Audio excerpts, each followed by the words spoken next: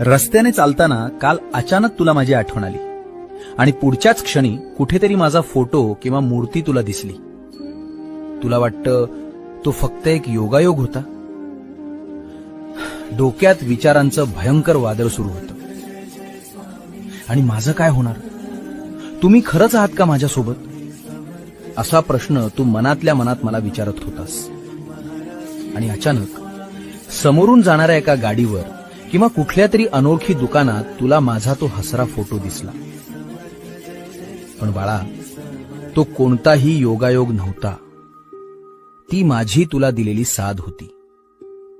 जेव्हा तुझा आतला आवाज माझ्यापर्यंत पोहोचतो आणि तू खऱ्या अर्थानं मला हाक मारतोस, तेव्हा तुला आधार देण्यासाठी मी कुठल्याही रूपात तुझ्यासमोर उभा राहतो.